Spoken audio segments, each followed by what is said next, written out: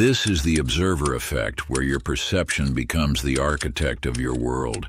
The universe responds not to what happens, but to how you observe it. In these chapters lies the forgotten truth. You've always had the power to shift your reality simply by shifting your attention. The Observer Effect. Introduction. There is a silent rhythm woven through the fabric of existence, a sacred dance between your awareness and the world it beholds. In this eternal exchange, you are not merely a witness to life's unfolding. You are its composer, its conductor, its star. What the ancients knew, and what science now whispers, is this: reality responds to the gaze that falls upon it. Your consciousness is not passive, it is luminous. Like a golden lantern in a sea of shadow, it casts its light across the infinite field of possibility. And wherever that light lingers, form takes shape. Subtle thought becomes solid matter. Your attention is no idle force. It is the brush that paints reality itself, stroke by deliberate stroke. The universe does not move blindly, it listens. It listens not to your words, but to your perception, to the energy behind your gaze. Observe limitation, and walls appear. Observe abundance, and doors unlock. This is no illusion. It is the law beneath all laws. Consciousness calls reality into being. When you expect struggle, the world bends to fulfill it. When you anticipate ease, the path unfolds. You are not imagining this. You are remembering it. The observer effect is not just a quantum truth. It is a spiritual one. It is the art of aligning your inner state with the world you wish to meet. True power is not control, it is clarity. As your perception shifts, so too does the reality before you. In this sacred partnership between you and the cosmos, you are invited to awaken, not as a spectator, but as a creator. And so, each moment becomes an altar, each thought a prayer, each gaze a seed from which reality blooms. But before we begin, please hit the like button and let me know where in the world you're watching from today. It's always fascinating seeing who's joining us from around the world. Part 1. The Awakening of Awareness. Chapter 1. The Weight of Watching. In a small mountain village, an aging woodcarver named Elias sat in his workshop, his weathered hands trembling from the bitter cold. Winter had stretched longer than usual, and his spirit grew as brittle as the frozen branches outside his window. Each morning he found it harder to lift his tools, his movements slowed by the weight of isolation and despair. One evening, as shadows lengthened across his workbench, a knock echoed through his cabin. Opening the door, he found a traveler whose eyes sparkled with an inner warmth that seemed to defy the season. "I see you've stopped carving," the stranger observed, gesturing to the untouched woodpile. "The winter—" Elias began, but the traveler raised his hand gently. "Come, let us walk." Outside, the traveler guided Elias's attention to tiny buds forming beneath the ice-covered branches. "What do you see?" "Death," Elias replied. "Look again," the traveler urged. "Life stirs beneath the surface, preparing for spring's emergence. Your eyes fix upon winter's grip, but nature knows no permanence. Shift your gaze to what's becoming, not what seems to be." As days passed, Elias began watching for signs of spring's approach. His focus on possibility rather than limitation awakened something within him.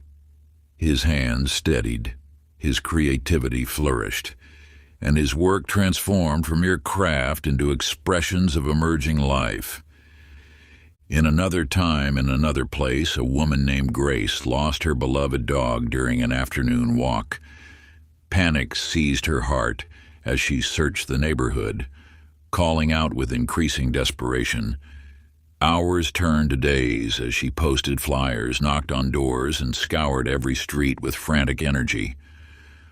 On the fourth day, exhausted and distraught, Grace sat on her porch and, for the first time since the search began, allowed herself to be still. In that moment of quiet, she heard a familiar bark from her neighbor's garden shed. There, comfortable and well-fed, was her dog, who had been visiting the neighbor's children each day while she searched elsewhere. The truth reveals itself. Your perception shapes the world you experience. When Elias shifted his gaze from winter's grip to spring's promise, his reality transformed. When Grace released her anxious searching, clarity emerged from stillness. Practice. Tomorrow, choose one challenge in your life. For 10 minutes, observe it without attempting to solve, change, or resist it. Simply witness it, as you might watch clouds pass across the sky. Notice how solutions often emerge not from struggle, but from the clarity of peaceful observation. Chapter 2. The Mirror Within. Within the depths of an old Victorian house, Clara unpacked boxes filled with memories from her 30 years of teaching. The house, with its creaking floorboards and whispered echoes, seemed to hold secrets in every corner. One afternoon, while exploring the attic's shadowed recesses, she discovered an ornate mirror beneath a dusty sheet. Each morning, Clara cleaned this mirror with careful attention, watching as its surface grew clearer, day by day. Yet she noticed something peculiar. Her neighbor's attitude seemed increasingly bothersome. The woman next door complained endlessly about her garden. The mailman's perpetual lateness sparked irritation. The children playing too loudly became a source of constant frustration.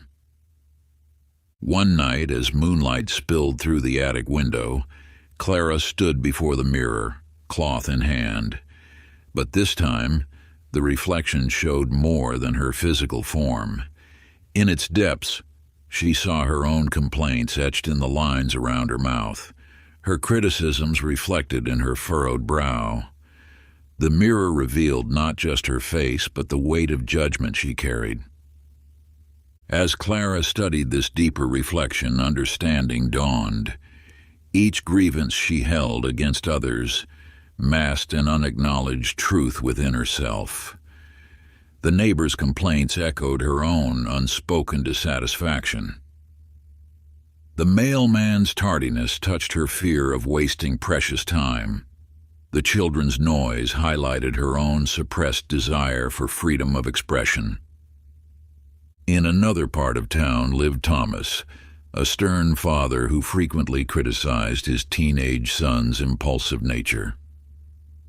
"You never think before you act," he would say, his voice sharp with disapproval.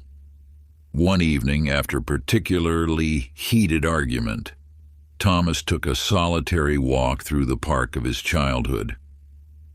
Passing the old swimming hole, memories surfaced unbidden. He remembered jumping from the highest rocks, sneaking out at midnight, living in the thrill of the moment. His own youth had been filled with the very impulsiveness he now condemned in his son. The realization stopped him in his tracks. In judging his son's nature so harshly, he had been rejecting a part of himself he had buried long ago. The universe speaks through mirrors, not just those of glass and silver, but through the reflections we see in others. What stirs strong emotion in you becomes a gateway to self-discovery. The traits that trigger judgment often point to aspects of yourself seeking recognition and integration. Ancient practice of reflection. Take parchment and pen. Write down 3 qualities in others that spark strong dislike or judgment within you. For each, close your eyes and journey inward. Where might this same trait reside within yourself, perhaps hidden or unacknowledged? Let truth emerge without judgment, for in accepting all parts of yourself, perception clarifies and healing begins. Chapter 3, The Light at the Edge. In the depths of winter, when shadows stretched long across city streets, Arthur sat in his dimly lit studio, surrounded by canvases turned to face the wall. The weight of rejection from his last gallery showing had crystallized into a barrier between his brush and his soul. Each day he walked past his easel, averting his gaze as though it were an accusation. One night, unable to sleep, he wandered the empty streets. Through the mist, he noticed a street performer creating chalk art on the sidewalk. What caught Arthur's attention wasn't the art itself, but a small child who had stopped to watch, her eyes wide with wonder. The artist drew simple shapes that transformed into magical creatures before the child's eyes. Her laughter echoed through the quiet street, pure and unrestrained by judgment. In that moment, something shifted within Arthur's perception. He recognized how his observation of his own work had become tainted by the lens of external validation. The child's joy revealed a truth he had forgotten. Art exists not in the judgment of critics, but in the pure act of creation itself. The universe speaks through such moments of clarity, when the veil of illusion parts to reveal deeper truths. Your perception shapes not just what you see, but what you create. The value of your expression lies not in others' estimation, but in the truth of your own vision. Lucy understood this struggle intimately. A writer who filled notebooks with stories, she had developed a ritual of destruction. Each evening, she would read her day's work, measure it against an impossible standard, and delete every word. Her observation of her craft had become a weapon turned inward. One afternoon, while clearing her computer's trash folder, she found fragments of an old story. Reading it without the pressure of judgment, she experienced her words as though they were a gift from a stranger. The story spoke to her heart in ways she hadn't intended, revealing meanings she hadn't consciously created. From that day forward, Lucy began reading her work as though receiving letters from herself. Her observation shifted from critic to witness, from judge to appreciative reader. In this transformation of perspective, she discovered that worth is not assigned by external measures, but emerges from within. Ancient practice of the mirror. Find a quiet space where you will remain undisturbed. Position yourself before a mirror and allow 5 minutes to pass in silent observation. Do not speak, do not judge, do not try to change what you see. Simply witness your own presence as though watching a stranger.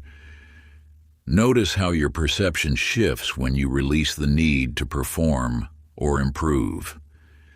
In this practice lies the seed of true self-observation, free from the distortions of judgment. Chapter 4, Where Nothing Happens. Through the fog of early dawn, Warren's weathered boat drifted on still waters. For 30 days his nets had come up empty, a void that would once have driven him to despair. Yet in this emptiness, a peculiar peace began to settle over him. The absence of fish became not a curse, but a gateway to understanding the rhythm of the sea itself. In the space where struggle once lived, Warren discovered the art of true observation. The ripples of water, the dance of light on waves, the subtle shifts in wind direction, all spoke of patterns he had missed in his decades of focused pursuit.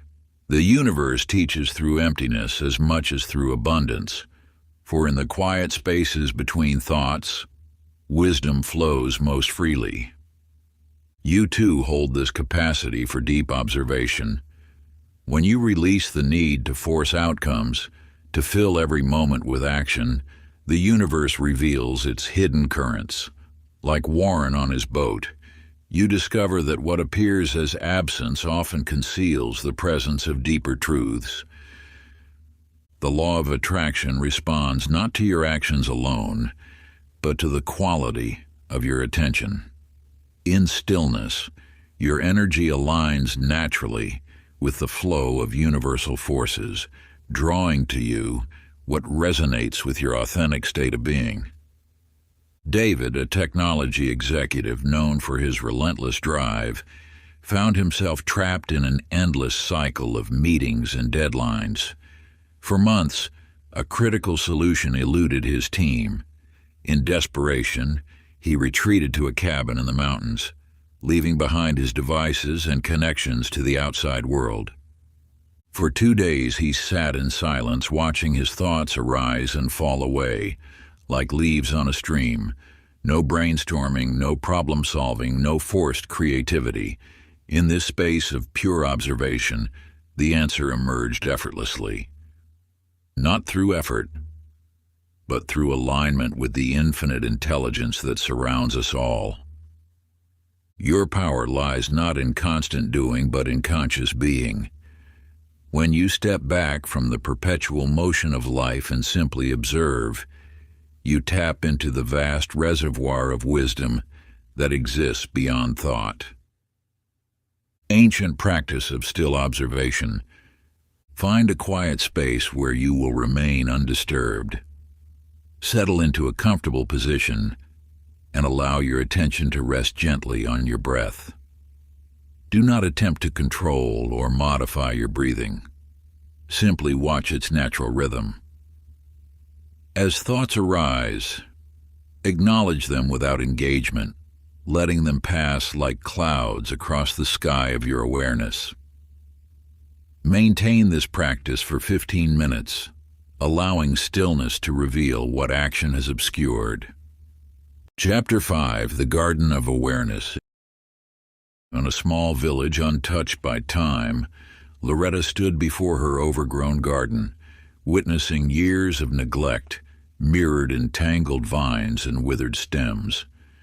Since her husband's passing, she had allowed both the garden and her spirit to fall into disarray. Yet something stirred within her as she gazed upon the wild growth, a whisper of possibility in the chaos. Each morning she ventured into this forgotten space. Her hands worked methodically through stubborn weeds, not fighting against their presence but acknowledging their part in nature's cycle. As she cleared space around dormant plants, she noticed how her own heart began to unfurl. The garden became her mirror, reflecting the state of her inner world with unfailing accuracy. Through patient observation, Loretta discovered that tending to the garden's needs paralleled the nurturing of her soul. When she approached the work with gentleness, the plants seemed to respond in kind. When frustration clouded her mind, even the simplest tasks became arduous. The universe spoke through every bloom and withered leaf, teaching her that external reality flows from internal states. Malcolm's story echoes this truth from a different angle. Each morning, he immersed himself in headlines, his consciousness swimming in currents of global tension. The more he absorbed these frequencies of fear, the more his world seemed to contract. His thoughts grew heavy with worry, and his days filled with imagined catastrophes. Until one afternoon when an elderly mentor shared a simple truth. The news you consume becomes the lens through which you view life. Watch not just the events, but how you watch them. This insight transformed Malcolm's relationship with information. He learned to observe headlines as a witness rather than a participant, noting his emotional responses without becoming entangled in them. As his perspective shifted, the world appeared less threatening. The same events that once triggered anxiety now passed through his awareness like clouds across a vast sky. Your reality manifests according to the quality of your observation. When you approach life's circumstances with resistance, you create ripples of discord that echo through your experience. When you observe with acceptance, even challenges reveal their hidden gifts. The ancient practice of morning awareness. As dawn breaks each day before engaging with the world, pause to observe your emotional landscape. Notice what feelings arise without attempting to change them. Are there currents of joy? Undercurrents of worry? Simply witness these states as though watching leaves float down a stream. This act of conscious observation, free from judgment, allows emotional energy to flow naturally rather than becoming stuck in patterns of resistance. Let your awareness rest gently on each feeling, acknowledging its presence before letting it pass. This practice aligns your energy with the natural flow of life, creating space for new possibilities to emerge. Chapter 6: Echoes of the Observer. In the sacred halls of St. Michael's Hospice, Eleanor discovered a truth that had eluded her through decades of medical practice. Each morning, she walked the quiet corridors, her mind initially focused on symptoms, medications, and the familiar rhythms of care. Yet as weeks passed, something extraordinary began to unfold. Through sustained attention, she noticed how the faces of patients transformed before her. Where once she saw illness, she began to glimpse the light of individual souls. Mr. Thompson was no longer terminal lung cancer in room 204, but a master storyteller whose eyes sparkled when sharing tales of his Merchant Navy days.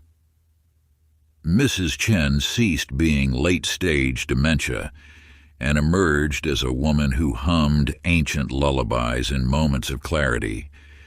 This shift in observation awakened something within Eleanor herself.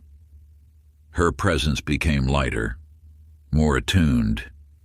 She found herself moving more slowly, listening more deeply. The universe revealed how the quality of attention shapes not only what appears before us, but transforms the one who sees. The truth of this teaching manifested differently in young Jake's experience. At 15, he had perfected the art of seeing others through the lens of judgment. Ray, the quiet boy who sat alone at lunch, became his favorite target for mockery. Until his art teacher assigned an unusual project: observe one person for a week without forming conclusions. Jake chose Ray, expecting to gather more ammunition for his taunts. But as he watched without the filter of prejudice, something unexpected emerged. He noticed how Ray's hands moved when he drew in his sketchbook, precise, purposeful movements that created worlds on paper. He saw the gentle way Ray helped a freshman pick up scattered books, expecting nothing in return. Day by day, the space between observer and observed dissolved. Jake began to recognize fragments of himself in Ray's solitude. The very act of seeing without judgment transformed his perception, and with it his capacity for understanding. These stories illuminate an eternal truth: when you shift the quality of your attention, you alter the fabric of reality itself. The observer and the observed are not separate. They dance in an eternal embrace of creation. Through conscious observation, you participate in this dance, allowing life to reveal its deeper dimensions. The ancient practice of pure seeing. Find a quiet moment to observe another being without the veil of analysis or judgment. For 5 minutes, simply witness their presence. Notice how they move, breathe, exist. Let go of the need to categorize or understand. In this space of pure observation, you may discover that the boundary between self and other begins to fade, revealing the underlying unity of all things. Chapter 7. The Shape of Belief. In the quiet corner of his workshop, Harold traced each movement of his wrench with deliberate attention. For 20 years, pain had been his constant companion, weaving through his days like an unwelcome shadow.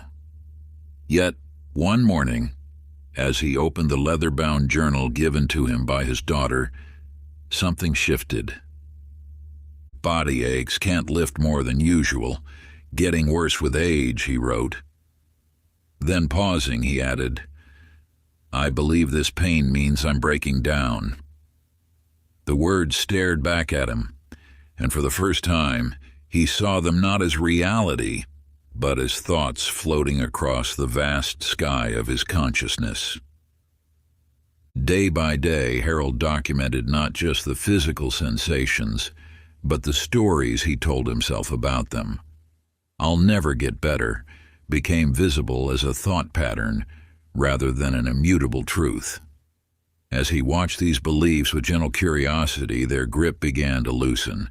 Pain remained, but its meaning transformed.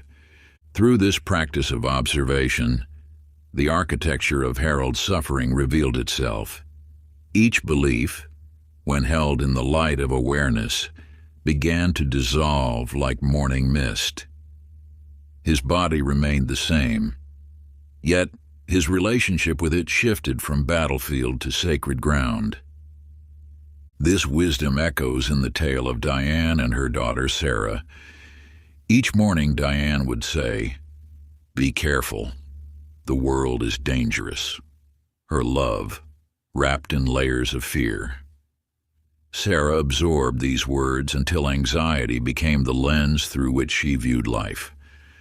One day Diane noticed her own language as if hearing it for the first time.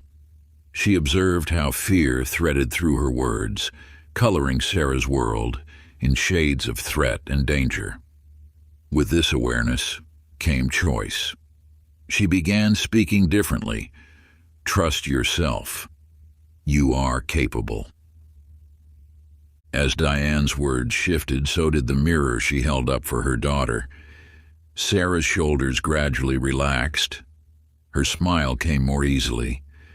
The same world that once seemed filled with threats now held possibilities. Nothing in their external reality had changed. Only the lens of observation had been polished clean.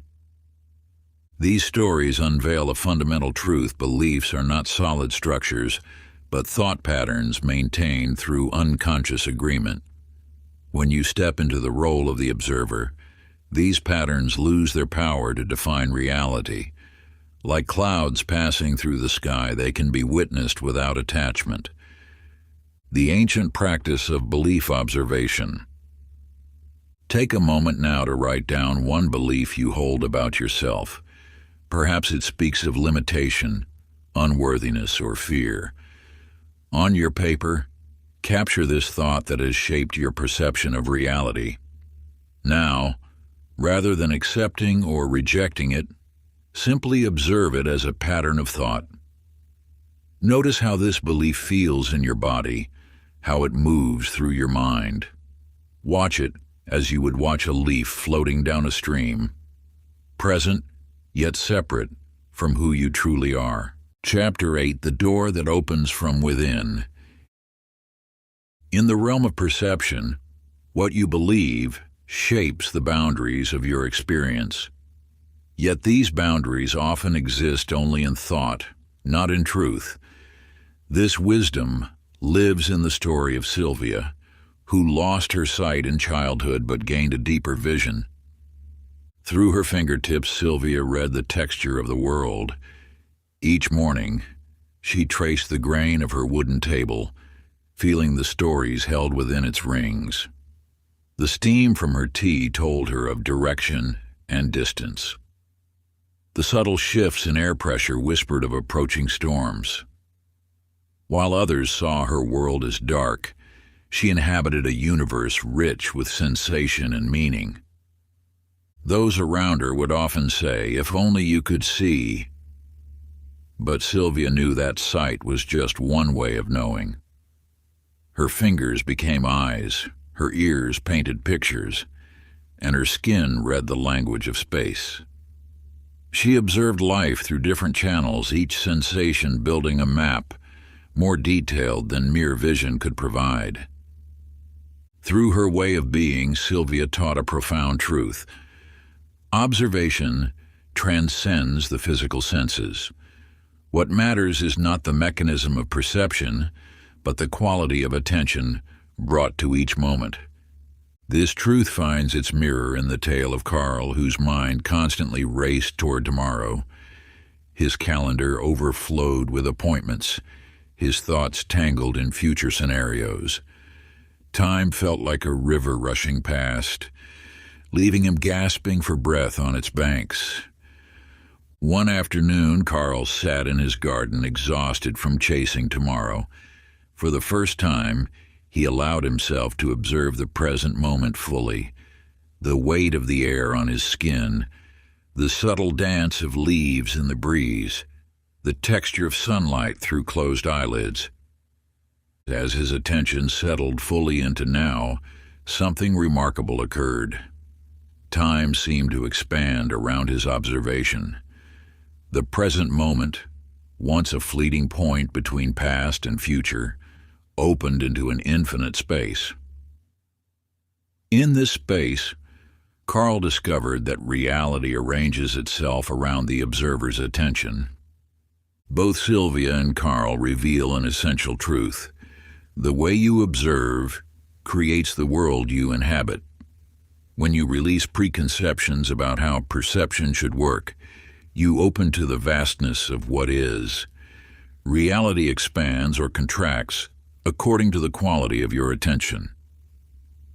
The ancient practice to choose an ordinary object, perhaps a leaf, a coin, or a simple cup. Observe it as if you have never encountered such a thing before. Touch its surface without naming what you feel.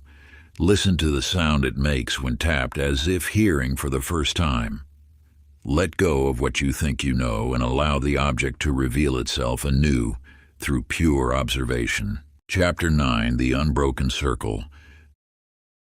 The power of observation extends beyond physical presence, reaching across the chasms that separate hearts. Two brothers, James and Robert, had not spoken for 20 years after a bitter dispute over their father's estate. Their anger had calcified into silence, each believing the other beyond redemption. One autumn morning, James began watching his brother from afar, not with judgment or accusation, but with the pure attention of someone studying a distant star. He noticed how Robert tended his garden each morning, speaking softly to the plants. He observed how his brother helped neighborhood children fix their bicycles, his hands gentle with the broken chains and bent wheels. Meanwhile, Robert had begun his own practice of observation. From his window, he watched James walk to work, noting how his brother's shoulders carried the weight of responsibility, yet how his step lightened when passing the local animal shelter where he volunteered.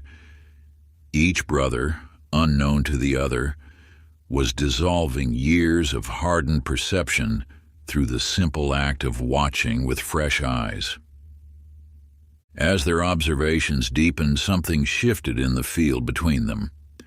The stories they had told themselves about who the other was began to crack and fall away. In this space of pure witnessing, forgiveness arose, not as an act of will, but as a natural outcome of seeing truly. This truth finds resonance in the story of Elsie, who worked in a small bookstore.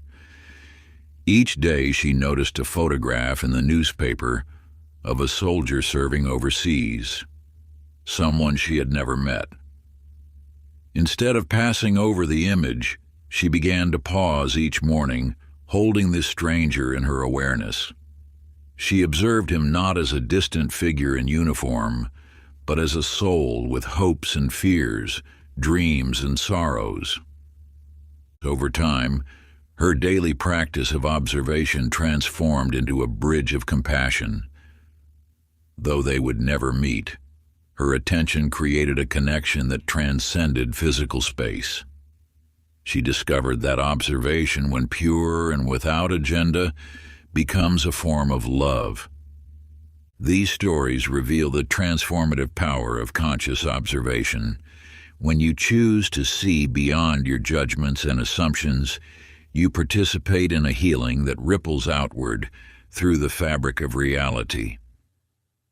The observer and the observed exist in a dance of mutual transformation, each changed by the quality of attention flowing between them.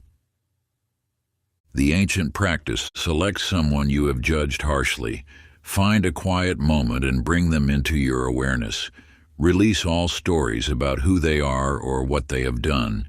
Simply observe them in your mind as you would a sunset or a flowing river, with openness and curiosity. Notice how the quality of your attention begins to shift, how judgment dissolves into understanding, how the heart naturally opens when perception is freed from the past. Chapter 10. The Flame That Feeds on Light. In the gentle unfolding of dawn, Nina stood at her window watching darkness yield to light. Each morning she witnessed this ancient dance, as golden rays painted the sky in hues no human hand could capture. At first, she approached these moments with the same anxious energy that had characterized her art, a desperate need to extract inspiration, to force creativity from unwilling depths. Yet as days turned to weeks, something within her began to shift. The sun, in its unhurried ascent, taught her the wisdom of natural timing.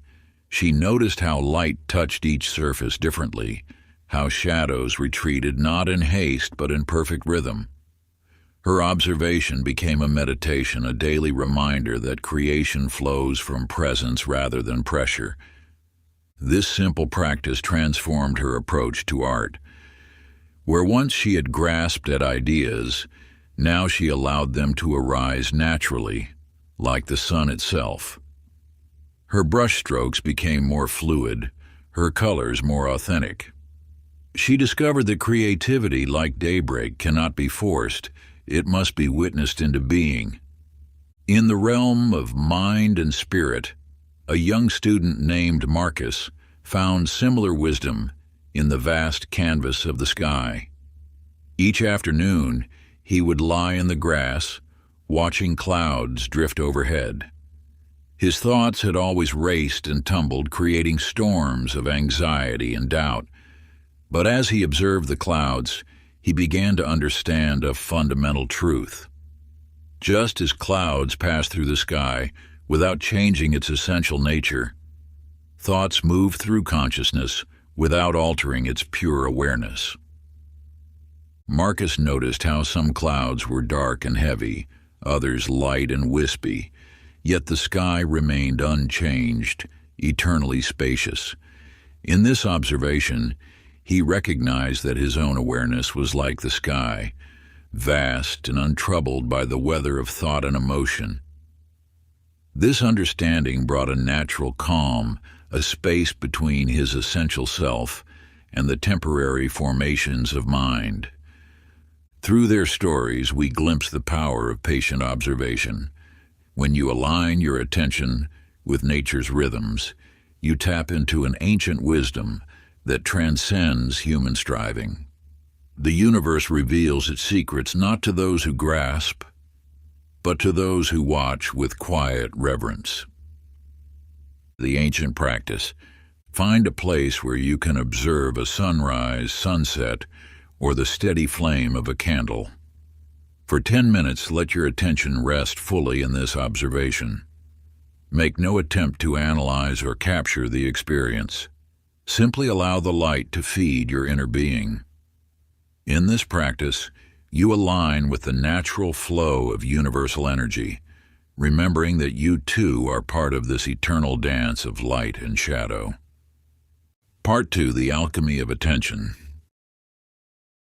Chapter 11: The Silence Between Notes. In the dimly lit corners of a once vibrant jazz club, Louis sat with his trumpet untouched, the brass dulled by neglect. Night after night he struggled to find the spark that had once set his music ablaze. His melodies felt hollow, mechanical, until an unexpected encounter changed everything. An elderly man who introduced himself as a retired orchestra conductor began visiting the club. One evening, as Louis played a lackluster set, the conductor approached him. "You're listening only to what's there," he said, his eyes bright with wisdom. "But music lives in the spaces between the notes. Those silences, they're not empty. They're pregnant with possibility." At first, Louis dismissed these words as mystical nonsense, yet something compelled him to try.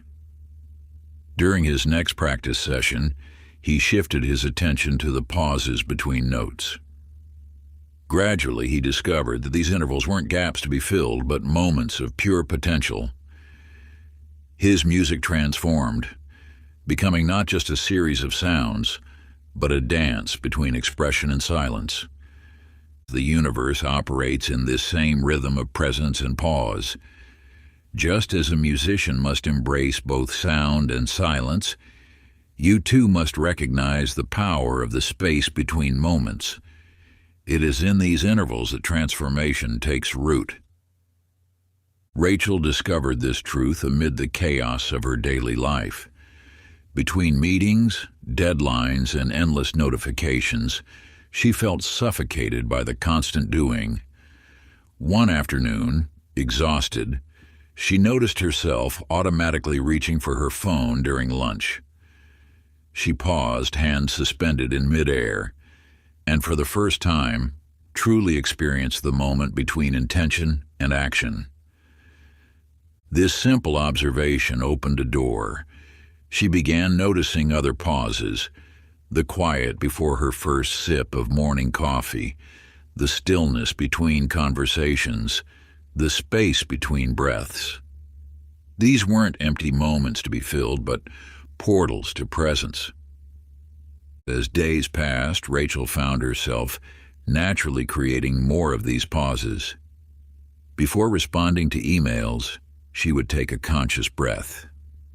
Between tasks, she would allow a moment of complete stillness. These small spaces became sanctuaries, transforming her rushed existence into a more measured dance with time. In both Louis and Rachel's journeys, we witness the power of observing what appears to be nothing. The spaces between notes, words, and actions are not voids to be filled, but fertile ground where new awareness can bloom. The ancient practice. In your next conversation, resist the urge to immediately fill every silence. Instead, observe the spaces between words, not as awkward gaps, but as moments rich with unspoken meaning. Notice how these pauses affect the rhythm of communication, how they allow understanding to deepen. In these intervals, you may discover that true connection often happens not in the words themselves, but in the quiet spaces they create. Chapter 12: The Echo of Intent.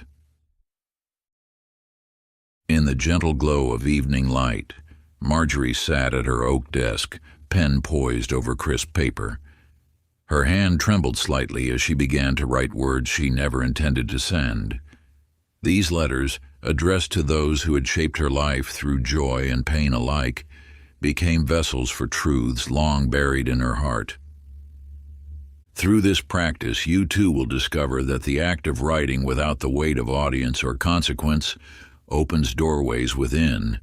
As Marjorie's pen flowed across page after page, She noticed how her perception of past hurts began to shift. The simple act of observing her thoughts through written word transformed her relationship with memory itself. The universe responds not just to what you think, but to how you observe your thoughts. When you write with pure intention, allowing truth to flow unfiltered, you create a sacred space where healing naturally emerges. Your words become more than mere expressions. They become instruments of energetic transformation. Daniel discovered this principle through spoken word. Each morning, he would voice his intentions, but initially felt no shift in his reality. Then he learned to observe the vibration of each word as it left his lips. He began to feel how "I am worthy" resonated differently when spoken with awareness versus routine repetition. "I noticed how my body responded to each syllable," he shared. "When I truly listened to my own voice, the words carried a weight they never had before."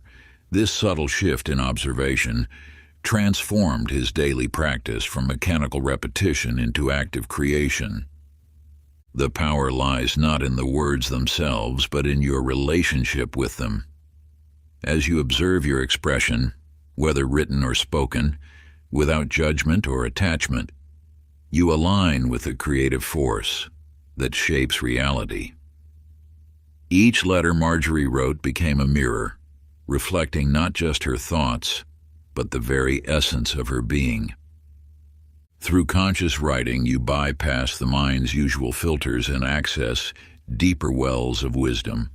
The simple act of putting pen to paper, while maintaining awareness of the process itself, creates a bridge between your current reality and the unlimited potential that exists in the space of pure observation. Ancient practice. Write a letter with no audience. Write only to observe the truth inside you. Chapter 13, The Mirror of the Marketplace. In the bustling financial district, Warren stood at his office window, watching traders rush through the morning rain. For 20 years, he had observed the ebb and flow of markets, noticing how fear moved like a contagion through trading floors. Yet something shifted in his perception when he began to watch without attachment. The market, he realized, was neither friend nor foe, it simply was. Those who approached it with fear saw only scarcity, their vision clouded by the need to protect what they had. But those who watched with calm awareness recognized the natural cycles of expansion and contraction, much like the breath of the universe itself. When you step back from the immediate push and pull of transaction, you begin to see that abundance flows, not from grasping, but from alignment with these universal rhythms. The observer who maintains inner stillness gains clarity that the reactive mind cannot access. Grace learned this truth in an unexpected way. Fresh from business school, she entered her first major negotiation, armed with strategies and counter-strategies. Her mind raced with scenarios of conflict and competition. Yet, as she sat across the table from her potential partners, something prompted her to pause. Instead of launching into her prepared defense, she chose to observe.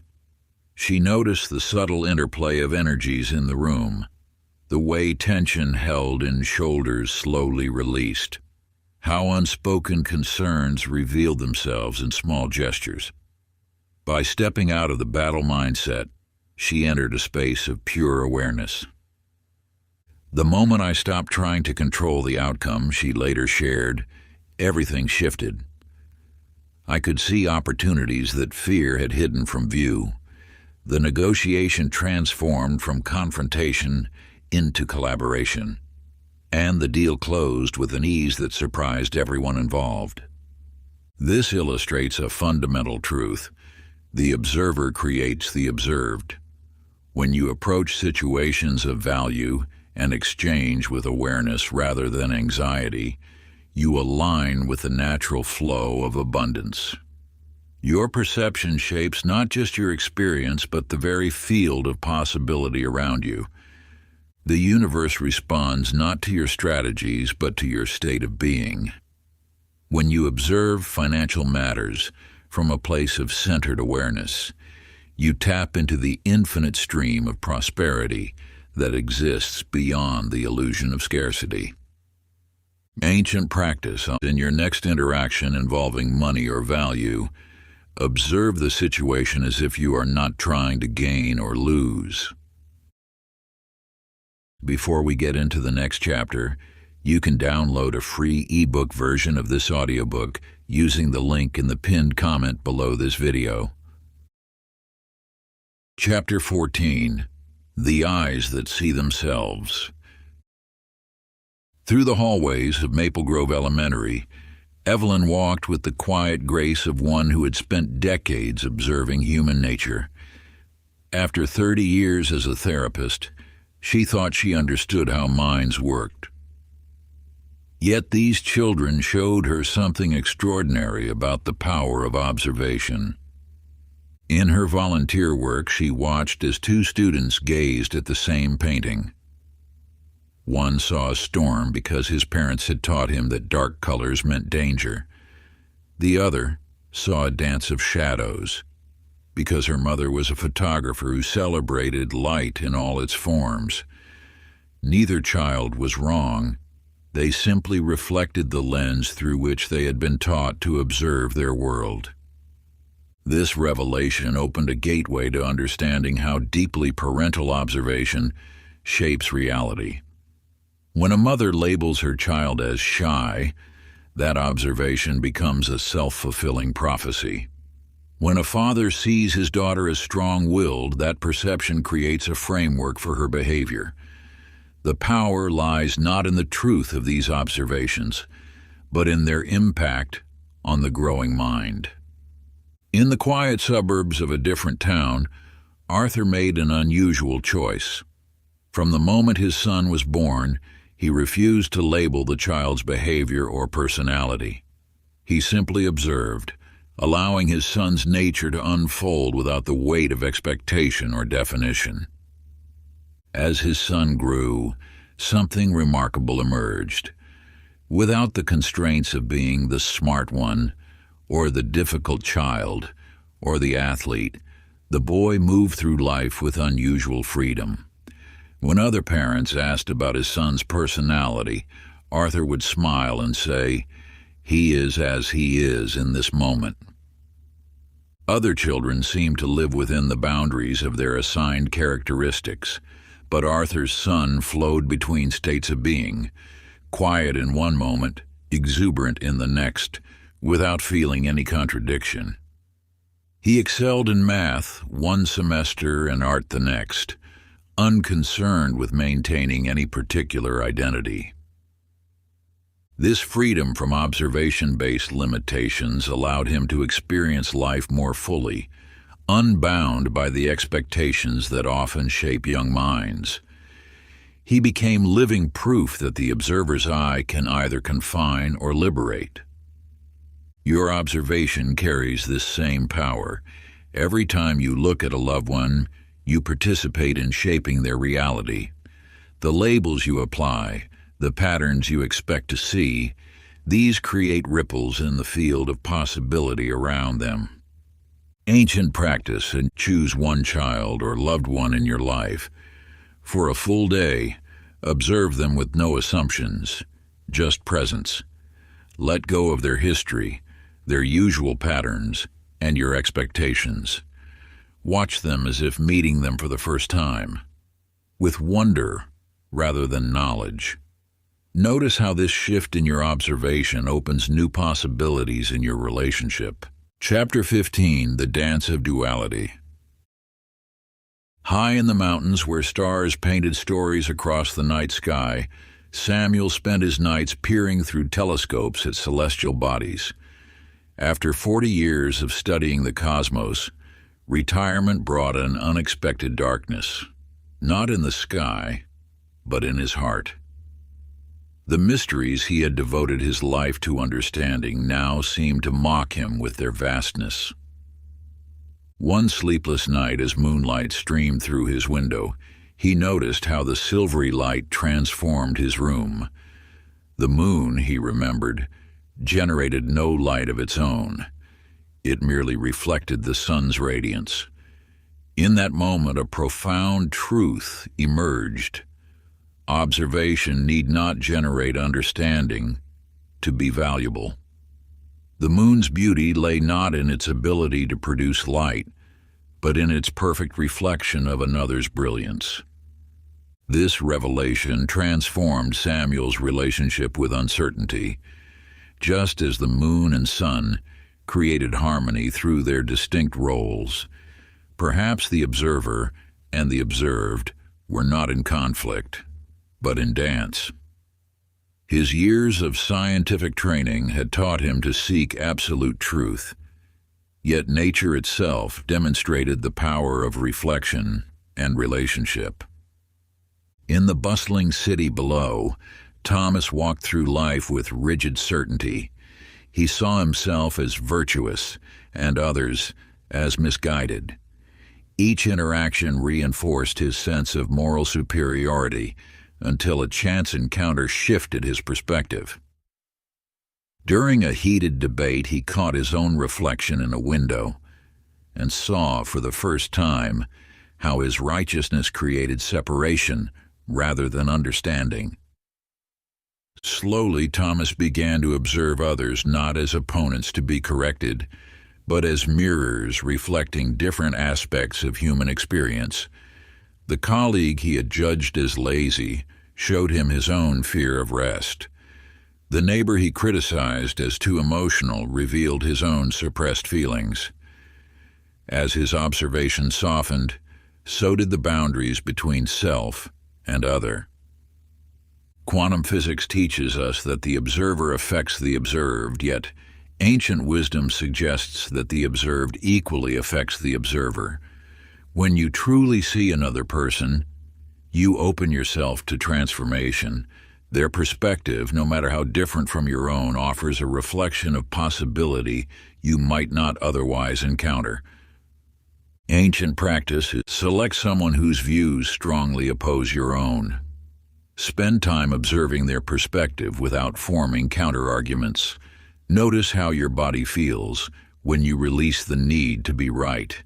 Let their truth exist alongside yours, like the moon and sun sharing the same sky. Simply witness their viewpoint as you would watch a cloud pass overhead, without judgment or resistance. Chapter 16. The Shape of Seeing.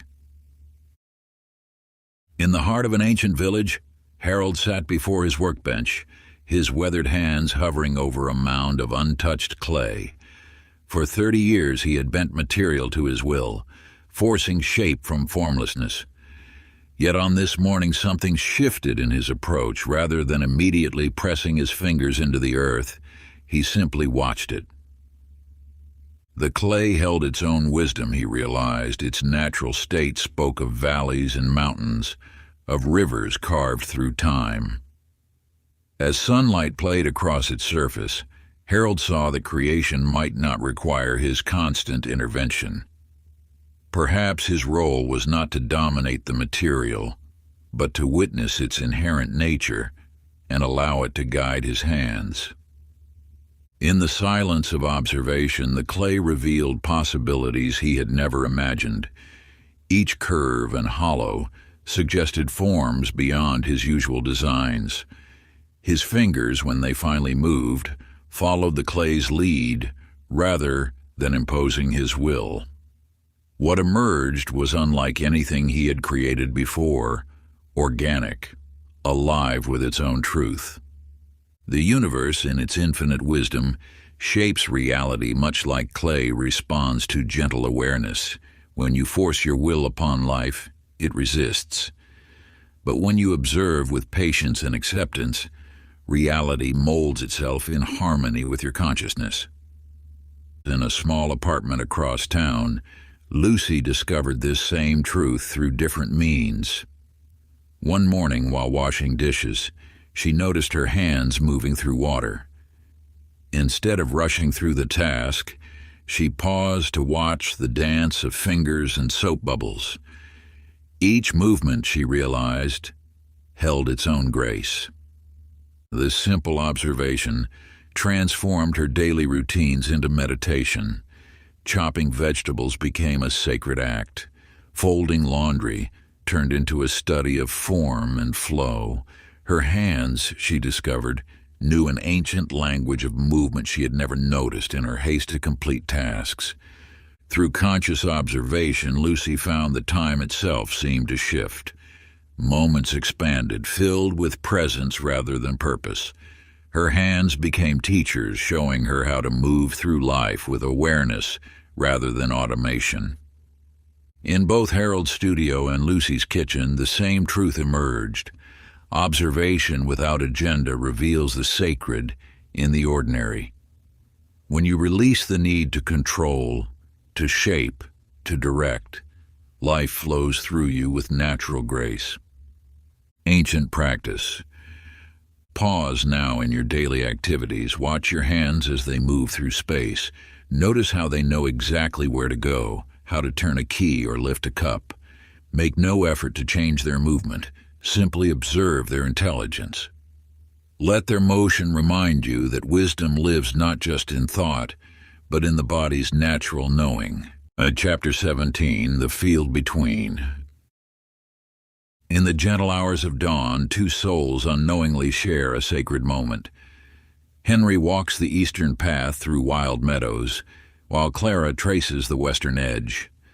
Between them stretches a field of untamed beauty, nature's neutral ground in their long-standing silence, and the wildflowers dance in morning light, their faces turned toward the sun. On this day, something shifts in the air.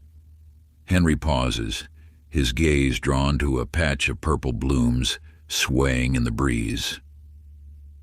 At the same moment, Clara stops to witness the same dance of petals. Without knowing the other's presence, they share a smile, two hearts opening to the same beauty. In this field of possibility, where observation meets grace, the seeds of connection begin to stir. The universe works in whispers, in shared moments of appreciation that transcend the walls we build. When two souls observe the same beauty, even from different vantage points, an invisible bridge forms between them.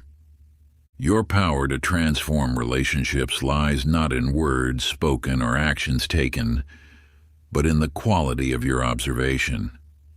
When you witness life with an open heart, you create a field of harmony that touches all who enter it.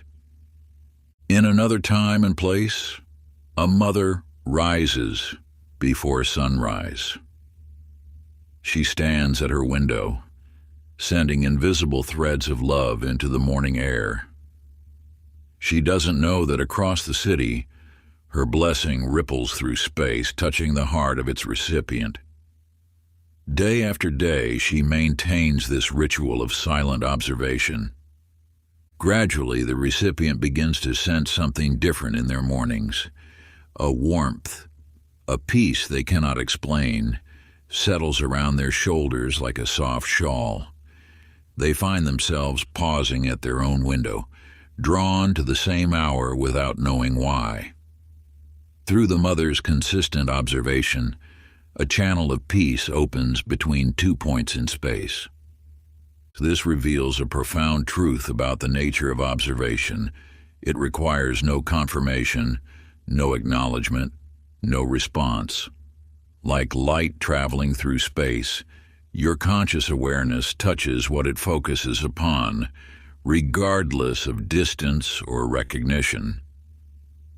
The power of observation transcends physical proximity.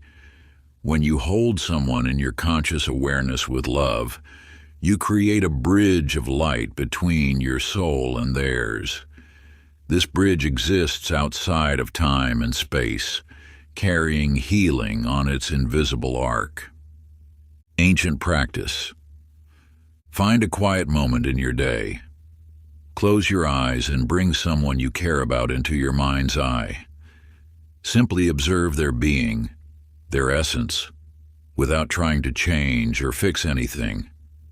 Let your awareness rest upon them like sunlight on water. This practice, passed down through generations of wisdom keepers, activates the healing power of conscious observation. Chapter 18.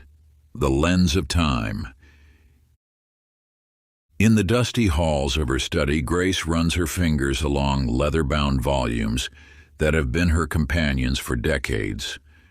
After 40 years of teaching history at the university, she approaches these familiar texts with new eyes. As she opens a chronicle of ancient Rome, something shifts in her perception. The words on the page remain unchanged, yet they reveal a different truth. Each account, she notices, carries the distinct mark of its observer. The victorious general's dispatches paint glory, while the defeated soldier's letters speak of chaos. Neither lies, yet neither tells the whole truth. Night after night, Grace immerses herself in these accounts, no longer seeking facts, but observing the observers themselves. She sees how scribes shaped reality through their chosen words, how each interpretation became its own truth. The Persian Empire appears tyrannical through Greek eyes, yet enlightened through Eastern scrolls. The same events, filtered through different consciousness, create entirely different worlds. This revelation transforms Grace's understanding of not just history, but reality itself. If the past changes shape depending on who observes it, then perhaps the present moment holds the same fluid nature. Each observer creates their own version of now, just as each historian created their own version of then. In a small apartment across town, Edward discovers a box of photographs from his college years. He remembers those days as dark and lonely, yet the images tell a different story. There he stands, surrounded by smiling faces at parties he'd forgotten, laughing in moments his memory had erased. One photo particularly strikes him, a sunset gathering where he sits slightly apart from the group. For years he'd carried the story that no one wanted him there. Yet now, observing with fresh eyes, he sees something different. The space around him looks intentional, peaceful. The angle of his body suggests not isolation, but comfortable solitude. Edward realizes his memory had been colored by the lens of his younger self's insecurities. The past wasn't fixed, it shifted with each observation, each remembering. His pain hadn't distorted the events, it had distorted his observation of them. Through these stories, we glimpse a fundamental truth. Reality shapes itself around the observer. Your memories, your present moment, your understanding of truth, all arise from the quality of your observation. As you witness without judgment, new dimensions of reality reveal themselves. Ancient practice. Choose one significant memory from your past, sit quietly, and allow it to surface in your mind. Observe it as if watching a scene unfold on a screen, without trying to change it, without labeling it good or bad. Notice the details you focused on then and what draws your attention now. Let the memory exist without needing to reshape it. In this pure observation lies the power to transform not the past, but your relationship with it. Chapter 19. The Breath Before. In the hushed silence of the concert hall, Louis sits motionless before the grand piano. The weight of expectation presses against his chest as hundreds of eyes rest upon him. His fingers, usually so fluid and precise, feel leaden. The familiar warmth of music has turned cold, replaced by an icy fear that threatens to consume him. As the tension mounts, Louis makes a decision that defies convention. He chooses not to play. Instead, he remains still, observing the space between himself and the instrument. He notices the subtle gleam of light on polished ebony, the perfect symmetry of black and white keys. His breath slows, matching the quiet rhythm of the hall. In this sacred pause, something extraordinary unfolds. The fear that had gripped him dissolves into the stillness. The space between intention and action becomes not an emptiness to be filled, but a presence to be honored. When his fingers finally touch the keys, the music flows not from effort, but from the silence itself. The universe speaks its clearest truth in moments of pure observation. Just as the space between musical notes gives rhythm its power, the pause before action shapes the quality of what follows. This principle reveals itself in countless ways, through countless lives. Consider Diane walking toward her interview at a prestigious firm. Years of preparation have led to this moment, yet anxiety threatens to undermine her confidence. At the threshold of the office door, she stops. Rather than rushing in with rehearsed answers, she takes one conscious breath. In that brief pause, she observes the moment without resistance. This single breath transforms everything. As she enters the room, her presence carries the calm certainty of one who has made peace with the present moment. The interviewers sense this subtle shift, though they cannot name it. The entire conversation flows with an ease that would have been impossible moments before. These moments of conscious pause hold a power often overlooked in your rushing world. When you step back from immediate action and simply observe, you align with the natural rhythm of the universe. This alignment brings forth actions that arise not from fear or force, but from harmony with what is. Ancient practice. Before any significant action today, whether entering a meeting, beginning a conversation, or starting a task, pause. Take one conscious breath. Observe the space around you, the sensations within you. Let this moment of stillness inform what follows.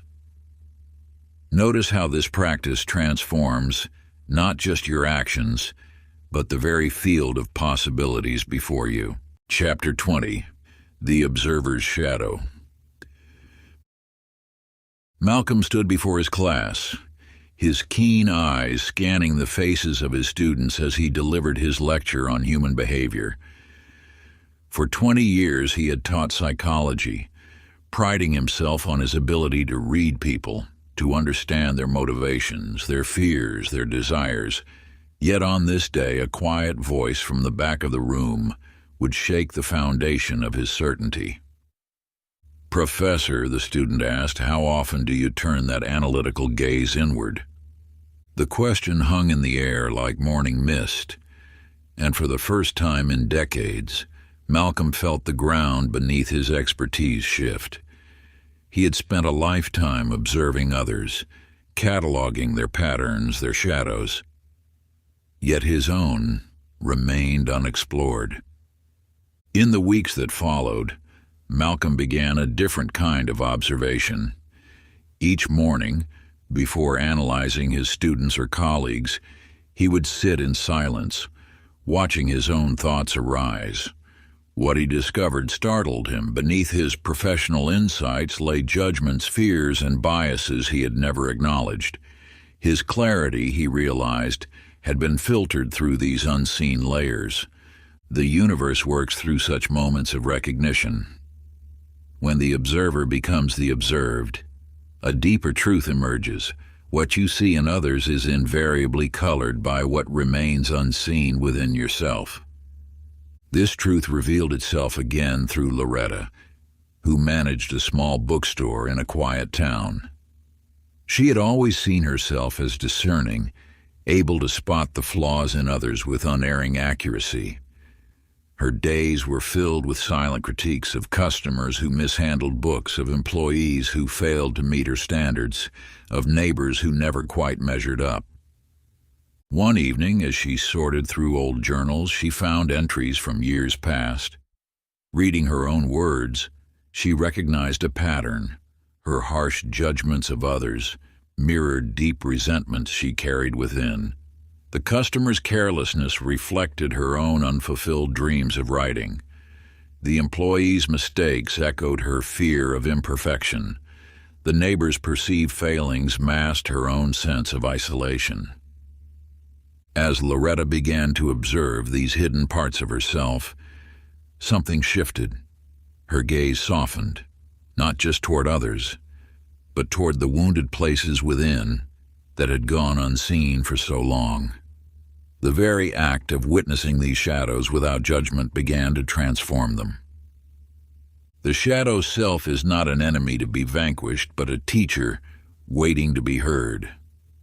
When you turn your attention inward with gentleness and curiosity, you begin to understand that true observation requires complete honesty, first with yourself, then with the world. Ancient practice. Find a quiet moment and sit before a mirror. Look into your own eyes, not as critic or judge, but as student. What aspects of yourself have you refused to see?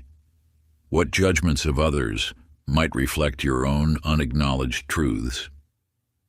Write down what emerges without censoring or analyzing.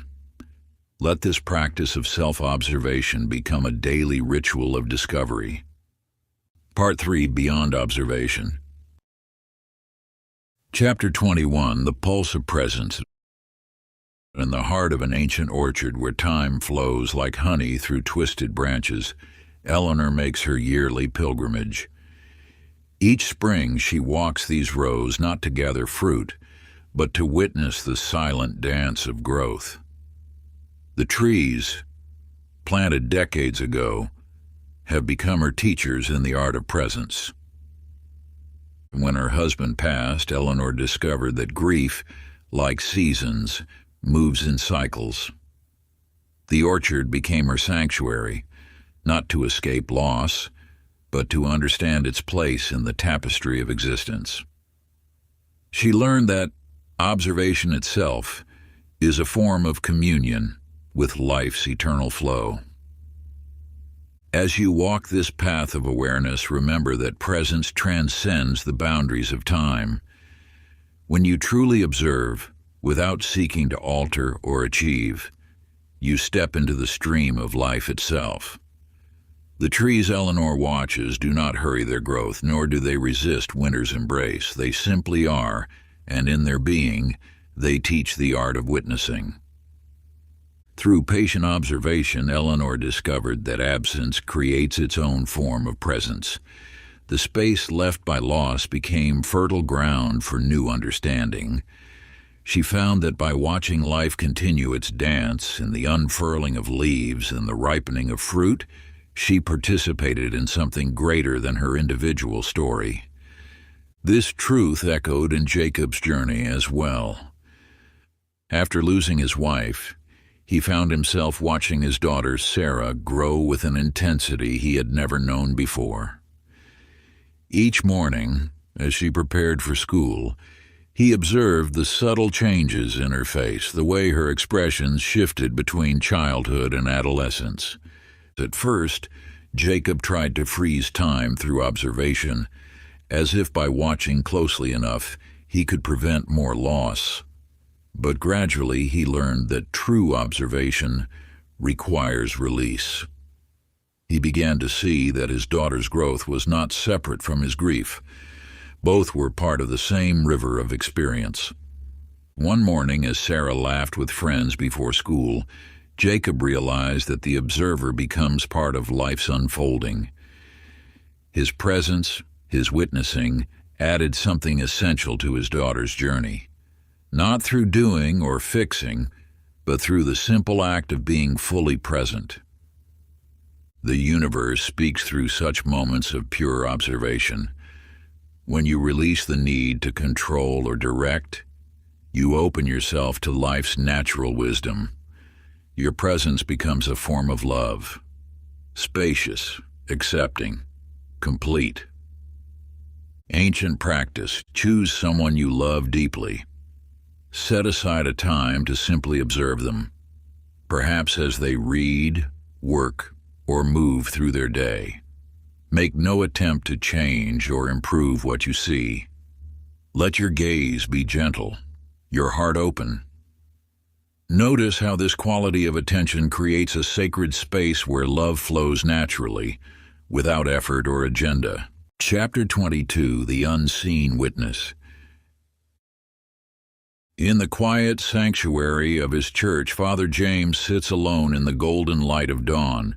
For 60 years he has observed what he believed to be God's presence in every confession, every prayer, every moment of sacred silence. Yet now, as autumn leaves scatter across the chapel steps, a question rises within him like incense. When he closes his eyes in prayer, whose presence fills the space? Is it truly the divine he witnesses, or himself witnessing through divine eyes? The distinction begins to blur, like candlelight reflecting upon still water. Each morning, Father James walks the empty aisles, touching the worn wooden pews. His fingers trace decades of prayers absorbed into the grain. He realizes that in every moment of watching for God's presence, he himself has been watched. Observer and observed dance as one, like flame and air.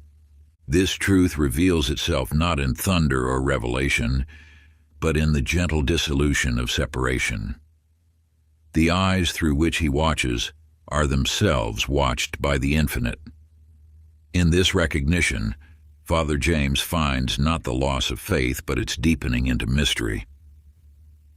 In another place, a woman named Ruth sits in her garden at dawn. For months she has followed her breath like a faithful companion. In and out, rise and fall.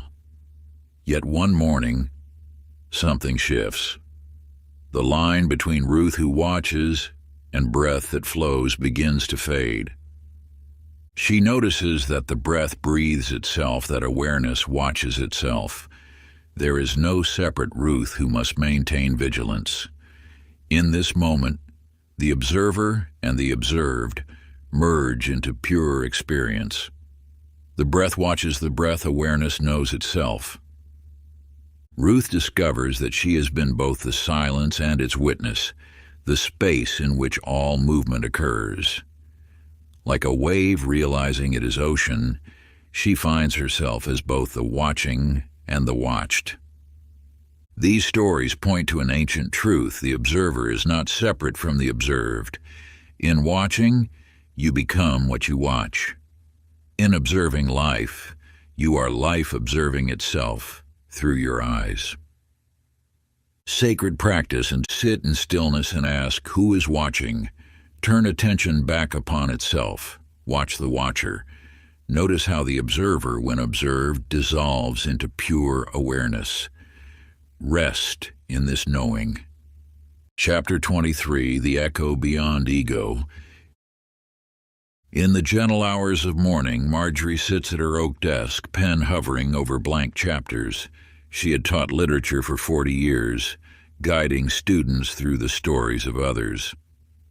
Now, as she begins to write her own tale, something unexpected emerges. Initially, she writes of achievements, challenges overcome, moments of triumph. Yet as words flow, she notices how each memory shifts when viewed from different angles. The day she won the teaching award transforms from personal victory to a celebration of her students' growth. Her divorce story evolves from tragedy to a lesson in witnessing life's natural cycles. As chapters fill, Marjorie discovers that stepping back from the center of her narrative reveals a tapestry far richer than she imagined. Her life story becomes not a singular journey, but a dance of interconnected moments, each one shaped by how she chose to observe it. In another part of the city, Arthur sits in his therapy office, shifting his approach to healing. For years, he analyzed, interpreted, and guided his clients toward insight. But one day, he simply begins to witness. A young woman speaks of loss, and instead of offering solutions, Arthur becomes pure presence. In this space of unconditional observation, she finds her own answers emerging like flowers breaking through soil. A businessman struggling with anger discovers peace not through Arthur's wisdom, but through being truly seen without judgment. Session after session, Arthur notices how his role as witness creates a field where transformation occurs naturally. He becomes not the healer, but the space where healing happens. His clients begin to shift, not because of his interventions, but because of his quality of attention. These experiences reveal a profound truth. When you step out of the way, observation becomes a gateway to wisdom. The ego, with its need to be the protagonist, often distorts what we see. Yet when we surrender the role of main character, reality reveals itself with startling clarity. The universe does not require your narration to unfold its story. It asks only for your witnessing presence, your willingness to observe, without inserting yourself at the center of every scene. Sacred practice and choose a significant experience from your life. Write about it as if you were not the main character. Observe how the story changes when you become the witness rather than the protagonist. Notice how this shift in perspective reveals truths that were hidden when you stood at the center. Chapter 24. The Observer's Choice. You have discovered a truth that few dare to acknowledge. Your perception shapes the very fabric of reality. This wisdom unfolds through the story of Carl, a young man who spent countless hours immersed in dark theories about hidden forces controlling the world. Each morning, he scoured websites and forums, collecting evidence that confirmed his deepest fears. His mind became a lens that filtered every experience through suspicion and dread. Yet one autumn evening, while watching shadows dance across his wall, Carl noticed something peculiar. The more intensely he focused on finding manipulation and control in the world, the more his daily life seemed to offer proof of these patterns. This observation sparked a revelation. Perhaps his attention itself was creating the reality he feared. With this understanding, Carl began a different kind of investigation.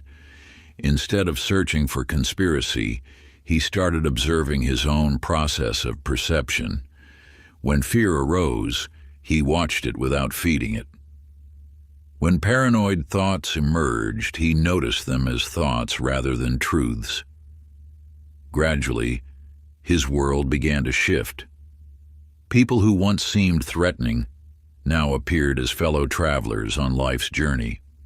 Events that would have triggered anxiety became opportunities for growth. This transformation reveals the essence of free will, not as the power to control external events, but as the freedom to choose how we observe them. Your greatest power lies not in changing what is, but in selecting the lens through which you perceive it. This truth echoes in Lucy's journey through addiction recovery. For years, she saw her cravings as overwhelming forces that defined her identity. Each urge felt like an unbreakable command, a truth about who she was and would always be. Then, during a moment of clarity, Lucy learned to watch her cravings with detachment. She began observing these impulses as temporary weather patterns in her consciousness, storm clouds that would inevitably pass. This shift in perception changed everything. The cravings didn't vanish, but their power diminished under her steady, accepting gaze. As she cultivated this practice, Lucy discovered that she was not her thoughts or urges. She was the awareness watching them arise and fade. This realization freed her from the grip of compulsion, allowing her to choose her response rather than react automatically. Sacred practice. In one moment of challenge today, choose a lens of curiosity instead of fear. Observe what happens. Notice how this shift in perception alters not just your internal state, but the very nature of your experience. Let your awareness rest in the space of possibility rather than contraction. Chapter 25, The Language of Light. The boundaries between observer and observed dissolve in ways that science alone cannot explain. This truth emerged for Robert, a retired physicist who had dedicated his life to measuring, calculating, and reducing reality to mathematical equations. Each morning he would sit in his study, surrounded by books filled with formulas that once seemed to hold all of life's answers. Yet when Robert began his daily meditation practice, something shifted. At first he approached it as he had approached his experiments, with precision and analysis. But one morning, as sunlight streamed through his window, he noticed something extraordinary. The beam of light before his closed eyes began to shift and change with each breath. Blues melted into purples, then transformed into golden hues he had never seen in his laboratory. In that moment, Robert understood that consciousness itself was not merely observing, it was participating in the dance of creation. The light responded to his attention as if aware of being watched.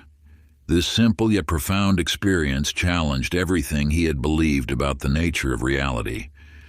The vibration of awareness itself became clear to him, not as a metaphor, but as a tangible force that could shape the quantum field of possibility.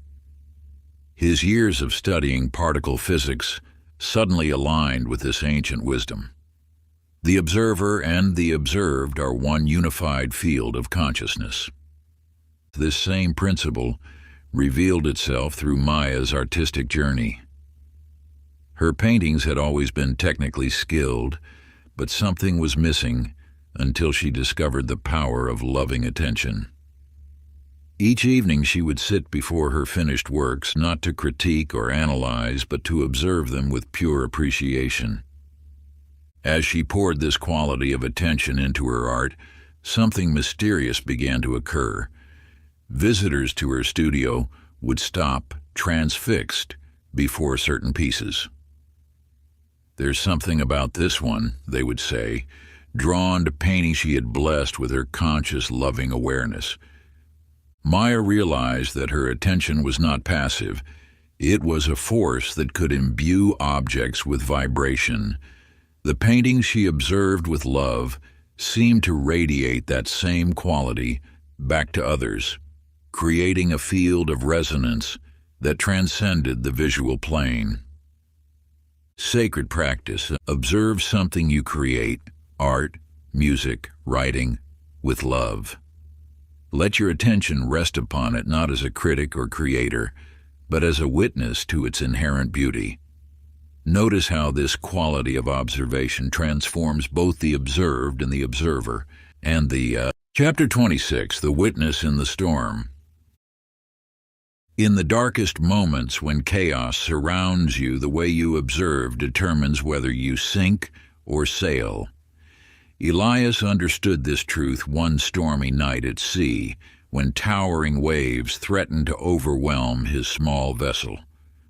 As lightning split the sky and thunder shook the air, he noticed an unusual calm settling over him. Instead of fighting against the storm's fury, he began to watch it with the eyes of acceptance. Each massive wave became not a threat, but a dance partner in nature's grand performance. The more he observed without resistance, the more he felt aligned with the storm's rhythm. In that space between fear and surrender, Elias discovered something remarkable. His body knew exactly how to move with the sea's motion. His hands found the right ropes at the right moments. Time seemed to expand and contract like the waves themselves. When dawn finally broke, he realized that survival had transformed into something far more sacred, a communion with the very forces that had threatened to destroy him. Through pure observation, he had become one with the storm's wild heart. This truth echoes through the story of Diane, whose young daughter fell ill with a mysterious fever. As other parents might have crumbled under fear and anxiety, Diane chose a different path. She sat beside her daughter's bed, watching the rise and fall of her chest with steady, loving attention. In this space of pure observation, Diane created a field of peace around them both. She noticed everything, the subtle changes in her daughter's breathing, the way sunlight moved across the room, the rhythm of the medical machines. Yet she remained untouched by the panic that often accompanies such situations. Her presence became a sanctuary, a still point in the storm of illness. The medical staff noticed it too, how her calm observation seemed to create a space where healing could unfold naturally, without forcing, without grasping. She simply held space and watched. As her daughter recovered, Diane understood that her role as observer had been crucial, not because she had controlled anything, but precisely because she hadn't tried to control what was uncontrollable. The power of observation lies not in changing what we see, but in allowing what we see to exist without resistance. In that allowing, we access a deeper current of wisdom that knows exactly what is needed. Sacred practice. In your next challenge, observe without needing to control. See what happens when you are still. Chapter 27. The Alchemy of Non-Attachment. In the depths of longing, there exists a sacred space between wanting and being. Ruth discovered this truth after years of seeking completion through relationships. Each failed connection left her feeling more hollow, until she learned to watch her desires with gentle awareness. Through daily meditation, she began to notice how her need for partnership rose and fell like waves on a shore. Some days, the longing crashed against her heart with fierce intensity. Other days, it receded into quiet ripples. As she observed without clinging, she realized these feelings weren't commands to be obeyed, but movements of energy passing through her field of awareness. The more she watched her desires without trying to fulfill them, the more she recognized their transient nature. What had seemed like an unbearable emptiness transformed into a spacious presence. She found herself enjoying solitude, discovering parts of herself that had been overshadowed by the constant search for completion. In this same spirit of witnessing, Daniel's journey from ambition's grip began in an unexpected moment. After missing a crucial promotion, he sat in his office late one night, watching the city lights below. Instead of drowning in disappointment, he chose to observe his burning desire for success as if watching distant stars. Each time thoughts of career advancement arose, he acknowledged them without attachment. "Ah, there's that feeling again," he would note, letting it float by like a cloud in the vast sky of awareness. This simple practice began to loosen ambition's hold on his happiness. Over time, Daniel noticed how his desires would intensify and fade, much like weather patterns moving through consciousness. The need to achieve remained, but it no longer controlled him. His work improved naturally, flowing from a place of presence rather than desperate striving. What both Ruth and Daniel discovered was the liberating power of pure observation. When we watch our desires without trying to satisfy or suppress them, they lose their compelling force. We begin to taste the freedom that comes from being the witness rather than the wanting. Practice observe a desire today without clinging to it. Just see it move. Chapter 28, The Mirror Beyond Time. In the quiet depths of memory lies a power greater than the ability to change the past, the power to transform how we see it. Robert, an elderly historian who had spent decades documenting the lives of others, found himself drawn to examine his own story with fresh eyes. Each morning he would sit in his study, surrounded by journals spanning 50 years. Instead of seeking to revise or justify past choices, he simply observed them as if reading about someone else's journey. The arguments with his brother, the career paths not taken, the moments of doubt, all began to shift under this gentle gaze. Through this practice of neutral observation, Robert discovered that what he had labeled as failures were actually turning points that shaped his understanding. The year he spent pursuing a dead-end research project taught him the value of persistence. His failed marriage opened his heart to deeper compassion. As you observe your own history, remember that the past is not a story carved in stone, but a living narrative that transforms with each new perspective. The events themselves remain unchanged, but their meaning evolves through the lens of present awareness. Clara discovered this truth while cleaning out her mother's attic.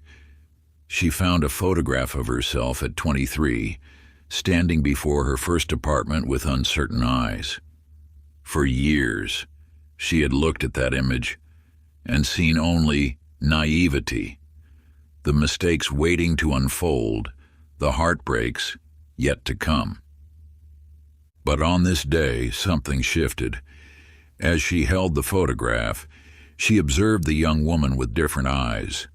She saw not the flaws or the future stumbles, but the raw courage it took to stand alone in a new city.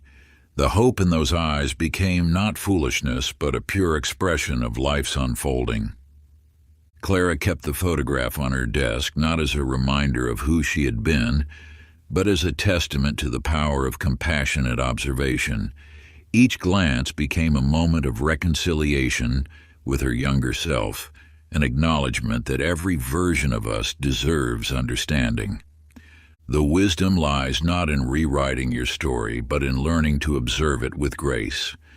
When you look back, without the need to judge or correct, the past transforms from a source of regret into a river of understanding. Each memory becomes not a burden to carry, but a lesson that carried you.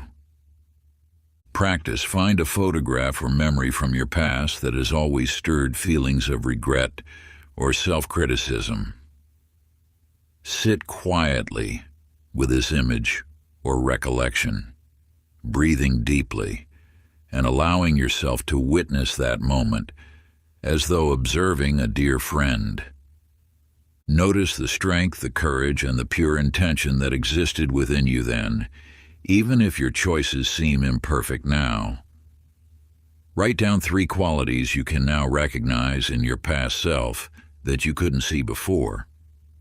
Let this exercise become a bridge of understanding between who you were and who you have become, acknowledging that each step of your journey, even those you once judged harshly, has contributed to your growth and wisdom. Chapter 29, The Infinite Loop. In the sacred space between desire and manifestation lies a truth often overlooked. What you observe with certainty already exists in essence. Diane understood this when she approached her vision board differently one autumn morning. Instead of cutting out images of what she wanted, she selected pictures that resonated with what she sensed was already flowing through her life. As she placed each image, she didn't think, "I want this," but rather, "I see this unfolding." A photograph of a garden became not a wish for peace, but recognition of the tranquility already growing within her. An image of a thriving business reflected not a desperate hope, but an acknowledgement of her expanding creative force. Through this shift in observation, Diane discovered that manifestation isn't about reaching for what's absent. It's about aligning with what's emerging. The vision board transformed from a collection of desires into a mirror reflecting the seeds of reality already planted in the soil of her consciousness. The universe responds not to what you want, but to what you observe as truth. When you see with the eyes of certainty rather than longing, reality begins to align with your vision. Thomas discovered this principle through a different practice. Each evening, he would write in his journal as if he had already embodied his highest values. Instead of writing, "I want to be more patient," he wrote about moments of patience he had experienced that day, however small. "Today I listened fully," he would write, or "in that moment of frustration, I chose understanding." He wasn't pretending or affirming. He was training his observer's eye to recognize these qualities already present within him. As weeks passed, Thomas noticed something subtle yet profound. His behavior began to align naturally with his writings.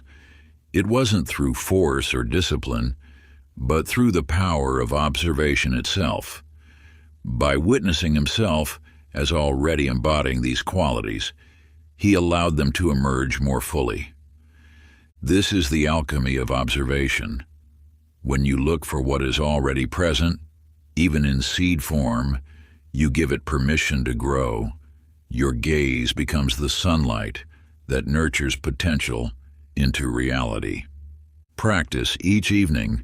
Settle into a quiet space with your journal and write about your day as though you are already living as your highest self. Notice the smallest moments where qualities you seek were already present. Write about them not as aspirations, but as witnessed truths. Pay careful attention to how this practice of conscious observation begins to shape your awareness and, through it, your reality. The simple act of recording these moments, these seeds of what you wish to cultivate, will illuminate the path of your transformation. As you continue this practice, you'll discover that what you seek has always resided within you, waiting only for your recognition to flourish. Chapter 30. The Stillness That Creates. In the gentle embrace of autumn, Grace found her place beneath the ancient elm tree. Each morning, she would settle onto her weathered wooden bench, her silver hair catching the early light. She didn't come to think, to solve, or to seek. She came simply to observe. As the days passed, people began noticing the quiet woman beneath the elm. At first, they wondered if she needed help or companionship. But when they approached, they discovered something remarkable. In her presence, their thoughts settled like leaves on still water. Grace didn't offer advice or wisdom. She simply observed, fully, completely, without judgment. Her gaze held such pure awareness that those who met it felt truly seen, perhaps for the first time. Young mothers with crying children would sit nearby and find their anxiety melting away. Businessmen rushing to meetings would pause, drawn by an inexplicable peace that seemed to radiate from her corner of the park. She had discovered the ultimate truth, that pure observation, untainted by desire or fear, is the highest form of creation. In her stillness, she became a mirror for the universe to recognize itself. In another part of the city, William entered his meditation room one evening. Unlike his usual practice of seeking answers or chasing enlightenment, this time he simply sat. No goals, no expectations, just awareness flowing like water. In that space of pure observation, something shifted. The room seemed to fill with a presence both ancient and new. Without seeking it, a vision emerged, not of future events or mystical realms, but of reality as it truly was. He saw how his striving had created resistance, how his seeking had obscured what was already there. The vision wasn't dramatic or earth-shattering. It was simple, like Grace's presence under the elm, a recognition that the universe unfolds perfectly when simply observed. William's path changed not through effort or intention, but through the profound act of witnessing without attachment. These stories reveal the deepest mystery of observation, that in pure awareness, we become not just observers, but channels through which the universe observes itself. When we step aside from our need to direct or control, we allow something greater to flow through us. Practice. Find a quiet moment each day to simply observe your world without judgment or desire to change it. Let your awareness rest gently on whatever appears before you. The play of light on leaves, the rhythm of breath in your body, the subtle sounds that fill the air. Make no effort to analyze or interpret. Allow yourself to become like a still lake, reflecting all that is without rippling the surface with thought or reaction. In this state of pure witnessing, you become one with the ancient practice of those who discovered the deepest truths through simply being present. Let the universe reveal itself through your quiet attention, knowing that in your stillness you participate in the eternal dance of consciousness observing itself. If you enjoyed this audiobook, I created a free ebook version for you. You can download it using the link in the pinned comment. Conclusion. Through the journey of these teachings, a profound truth has emerged, one that transcends mere intellectual understanding. You have discovered that observation is not a passive act, but a creative force that shapes the very fabric of your reality. Each moment of awareness becomes a brushstroke on the canvas of existence.